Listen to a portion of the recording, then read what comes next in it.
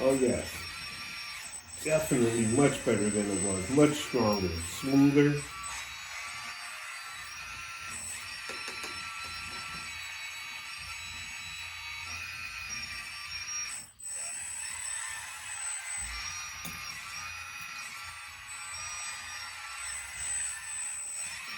Much better control, and I haven't even adjusted anything except for so far the slew.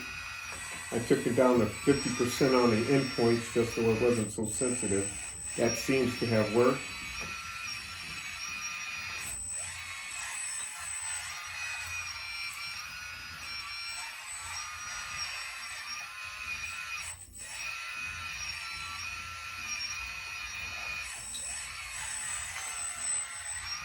And again, there's a couple of videos out there now showing folks all the directions on how to do this. I don't know, I'm going to suggest that if you're not inherently going with the 4mm, because the original lines on here are 3mm, I would stay with it and get one of the smaller pumps where you can go on and get the pressure relief valve, the pump, and the valve block as a kit. Less than $200, or right around the $200 range.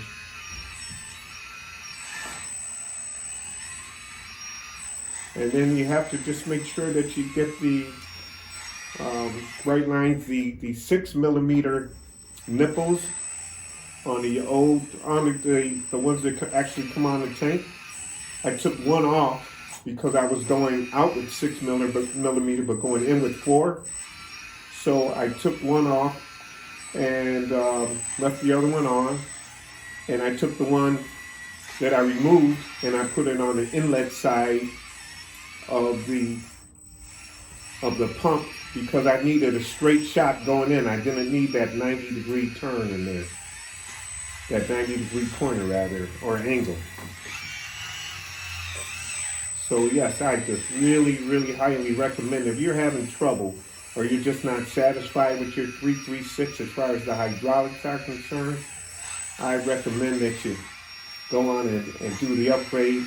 Another benefit of the smaller valve block is there's a lot of room. I still have room in there to put a radiator, fuel filter, other items. So I recommend that you go ahead and make that upgrade.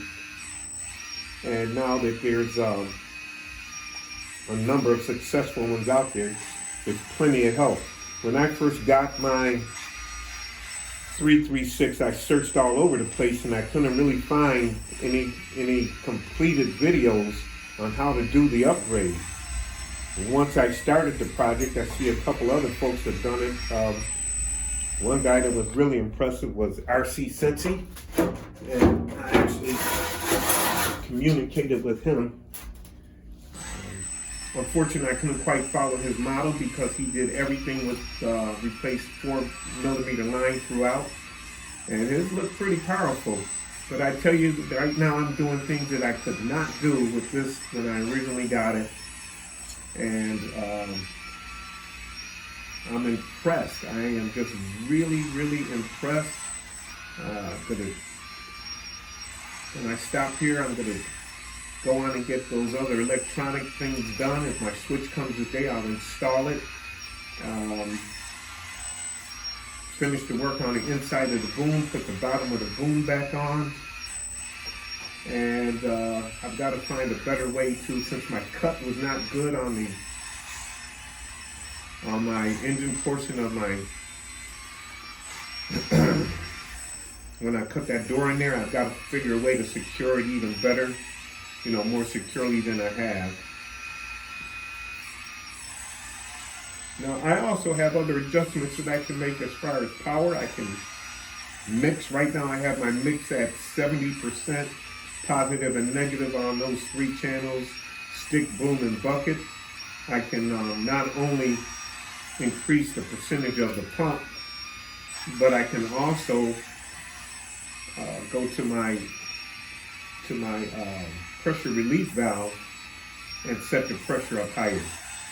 Only problem I have with that is that I saw some leakage from one of the valves, and I did not want to over tighten it, and I know I have to be careful with the thread lock, so that's another thing I'm going to look at doing, is taking that out. I don't want to keep loosening and tightening and loosening and tightening, because that is some really tiny, delicate stuff when you're talking about 3 millimeters. So one advantage I imagine of going to the 4 millimeter is that you don't have such delicate stuff to work with. But right now, if I had my brothers, I'd just stay with the 3 millimeter.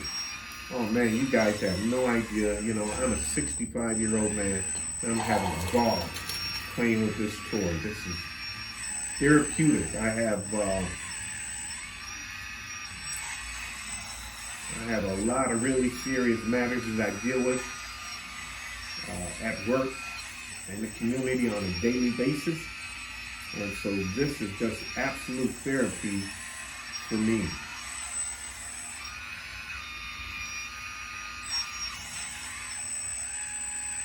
This is fantastic.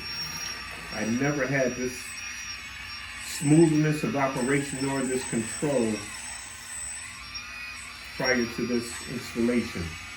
And once I get in there and start tinkering with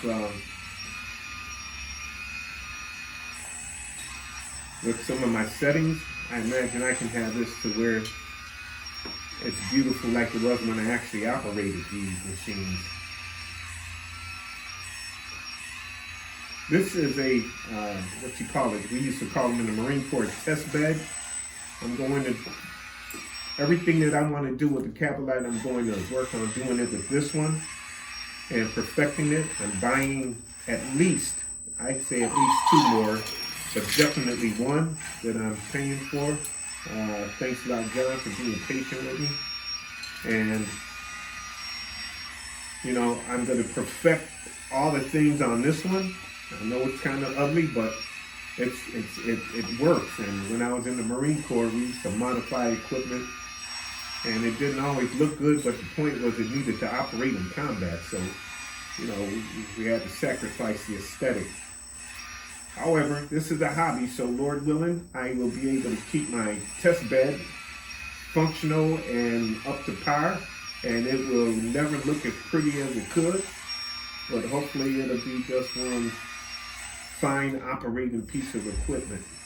I do plan to get another back for the engine compartment, and either learn or find someone that can cut that door in there and do a much better job than I did. I was never, you know, this, and I know this is not packed in soil and everything, but this is what I've been digging in over the years, and I've never been able to go through this with the ease I'm going through it now, and with the power and the smoothness I'm going through it now. This is just absolutely fantastic, if you ask me. It's worth all the time and the effort and the temptation to say some bad words when things weren't going right.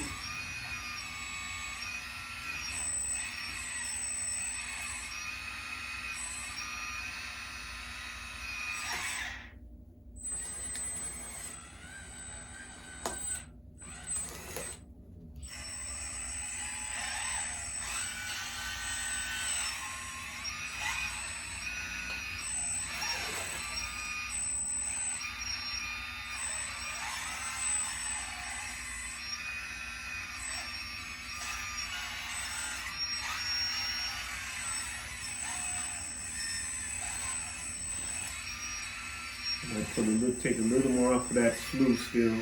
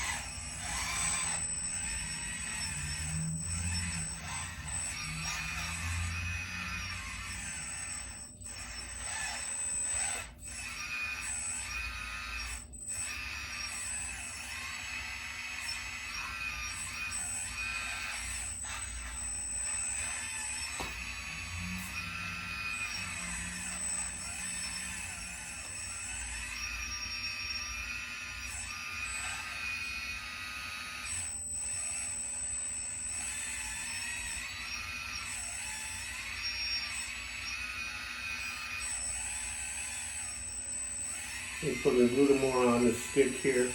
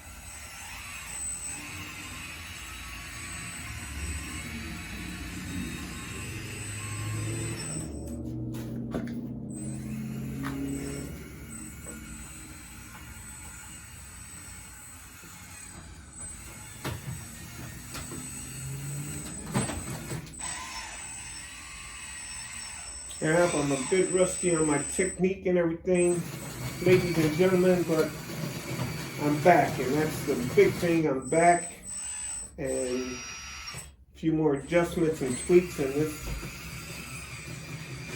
Capolite will be better than brand new.